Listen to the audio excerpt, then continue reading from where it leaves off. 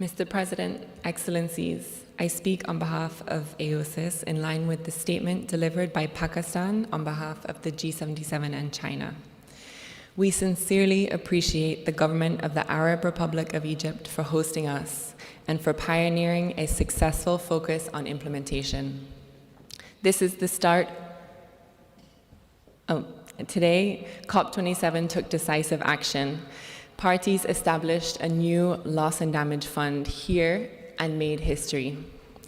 This is the start of a new paradigm that truly accounts for the burdens of climate change. We live with climate impacts daily, and these impacts are becoming unbearable. It's a sad fact that the stark reality of human suffering around the world these past months due to climate change helped to strengthen our resolve here.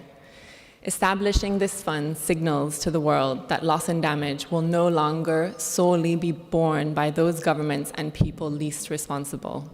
Today is a step towards climate justice.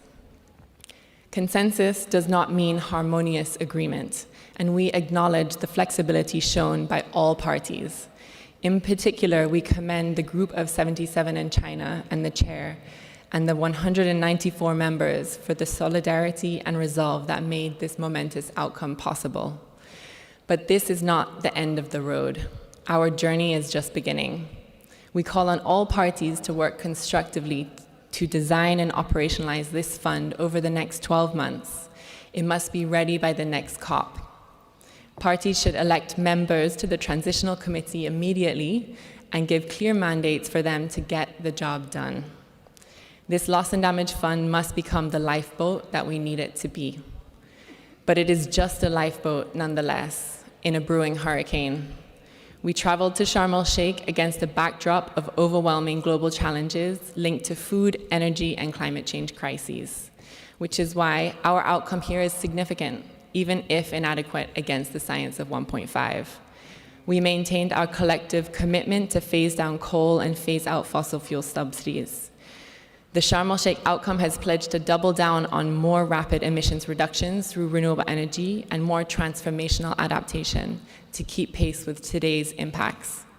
However, the glaring omission in the COP27 outcome for the 39 small island developing states of AOSIS is the lack of inclusion of the latest science, namely that we must peak and decline global emissions before 2025 to be on track to limit warming to 1.5.